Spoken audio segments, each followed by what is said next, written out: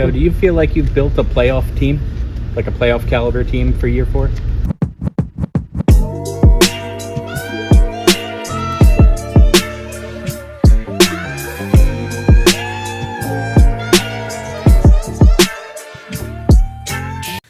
And we're back. The New York Giants are back. Training camp is open. Training camp has officially started.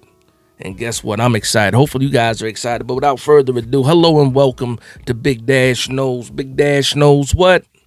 New York Giants football. Let's go. I'm excited, man. I'm excited. And shout out, first off, let me say this. Shout out to the content creators that were in the building today. New York Revival, Bobby Skinner, Talking Giants, all those guys that were in the building today. Shout out to online, Big Blue, my man Tim. Shout out to all those guys that were in the building. And if I didn't name you, I apologize. Just some of the things I was looking at on social media today. LPG too as well. Shout out to the beat writers that were in the building, and more importantly, shout out to the fans that were in the building.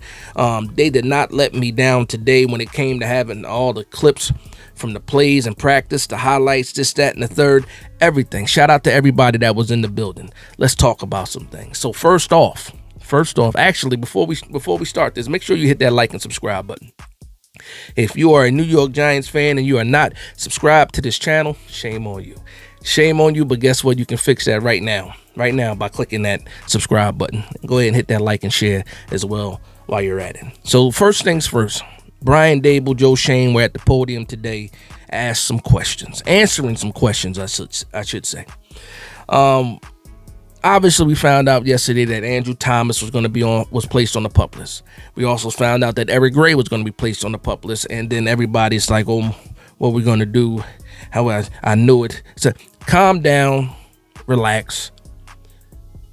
People already knew this was going to happen. When we saw the interview with John Schmelk had with Andrew Thomas, he was talking about he expects to be ready by week 1. As soon as he said that, a lot of people already figured out that he was going to end up starting on the PUP list. That was not a surprise to me. Well, I'll speak for myself. That was not a surprise for me. Coming off of that interview that he had, with John Schmelk. Eric Gray, again, also put on the PUP list. So those two guys were on the PUP list. So with those two guys being on the PUP, the only guys on the PUP list, that's good news in my opinion. Why? Because that means they're the only two guys on the PUP list. Malik Neighbors is not on the PUP list. The toe seems to be fine, and then we found out in practice that his toe was in fact fine. All right, so let's talk about Joe Shane. So one of the questions that stood out to me was, I believe it was Brian Dunleavy. He asked Joe Shane, "Do you think that in year 4 you've built a playoff contending team?" And I was like, okay, no holds barred.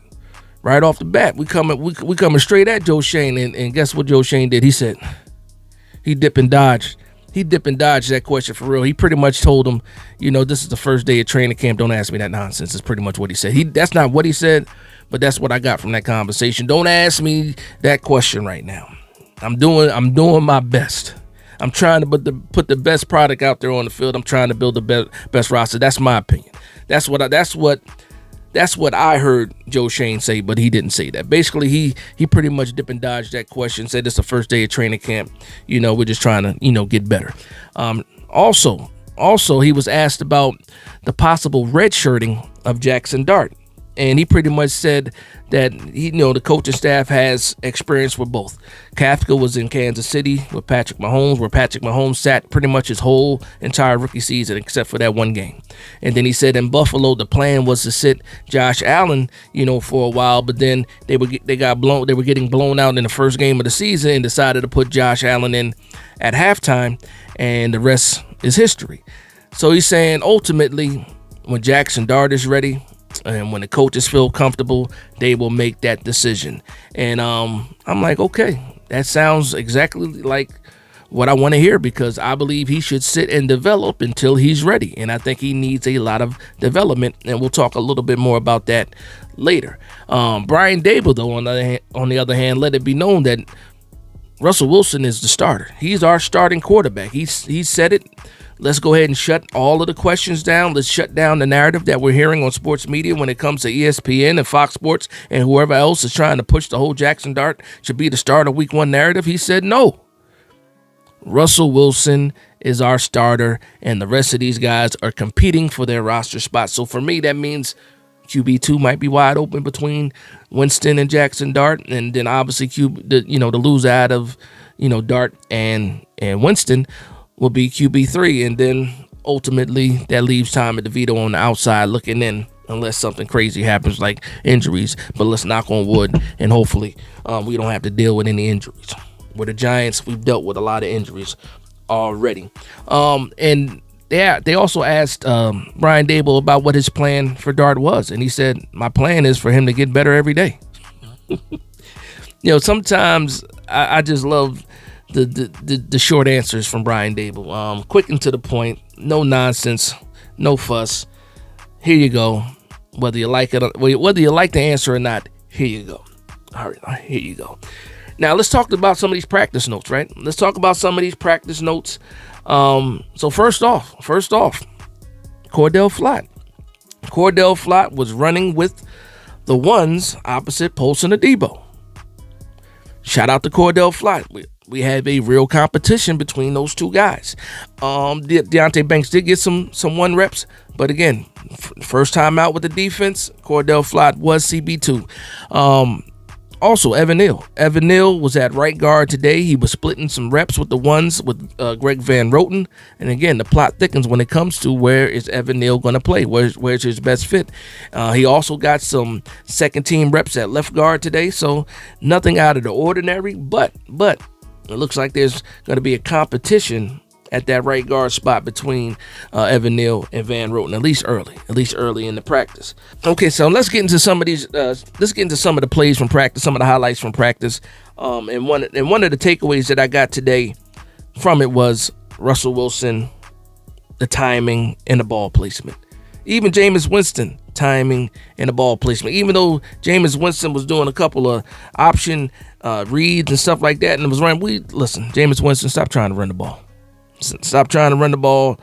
You don't have the wiggle. I understand you're in the red zone and you're happy and the end zone is just right there. I need you to relax a little bit because you probably won't be taking off in real games anyway, or the preseason anyway. But they did practice in the red zone today. So I will say that you'll see a lot more touchdowns because they focus on the red zone, short red zone too, within like the 5 and 10 yard line. But with that being said, I don't want to take away from what I saw in a lot of the clips. And that just takes me back to Russell Wilson. Some people look at plays differently than I do. For me, when it comes to practice, when it comes to 7-on-7, 11-on-11s, especially on 7-on-7s, I'm counting Mississippi's. I'm old school. I want to see how fast a quarterback gets the ball out of his hands. And that's what I was looking for today, whether it was Russell Wilson, Jackson Dart, Jameis Winston. I really didn't see any clips from Tommy DeVito. He's not getting any love right now when it comes to the fan base, at least when it comes to posting videos. The majority was Jackson Dart and Russell Wilson today. But when it comes to the timing and ball placement, it's clear why Russell Wilson is the starting quarterback for the New York Giants. And again, this is the first day of practice. This is the first day of practice. In the big scheme of things, it doesn't mean much. But when you're looking at a quarterback trying to build chemistry, a new quarterback trying to build chemistry within the offense and the receivers, tight ends, running backs as well, it's a lot of it has to do with timing. And the clips that I've seen from Russell Wilson just today, the ball was on time. The ball placement was on point, except for that fade in the end zone to Malik Neighbors, one of the first passes, Russ to Malik Neighbors. They're still trying to build some chemistry, and they actually, got a little bit better the further they got into practice. But it's clear why Russell Wilson should be the starter. It's clear. Even on the pass breakup, it was a slant. He was trying to hit Slayton. Polson Adebo had a nice pass breakup. Even the timing on that, and you can see him go through his progression. Again, in the red zone, this is quick. It was a good pass, just a great play by Polson Adebo, being able to break that up. But it was just timing, and for me, we can look at training camps in the past. We can say, oh, this guy had a bunch of touchdowns in practice, but it looks different when you're sitting there and you're extending the plays and you're patting the ball and you're throwing the ball at like 4 or 5 seconds. No, Russell Wilson was getting the ball out in 2.5, 3 seconds, and he needs to because this defense, according to Art Stapleton, even though we saw a bunch of highlights of touchdown passes and stuff like that from the quarterback, he said the defense was disruptive. The defensive line is as advertised. They were in the backfield constantly today. And again, the videos don't show that, but I'm glad that the beat writer, I'm glad Art Stapleton made it a point to point that out in his wrap up today that he had today. But let's get into some of these numbers, right? Let's get into some of these numbers. So Russell Wilson, and shout out to Bobby Skinner. Shout out to the beat reporter Connor. I can't remember his last name right now. Their numbers were pretty off when it came to touchdown passes today. One guy had Russell Wilson only having 2 touchdowns. The other guy had Russell Wilson having 3 touchdowns. So they did say that Russ went 8 for 14 in the red zone. Dart went 1 for 5. Jameis went 4 for 5 with a touchdown, and Tommy DeVito went 2 for 3. Dart did have a touchdown, and then he had a big interception. That was a pick 6. I'll talk about that in a second.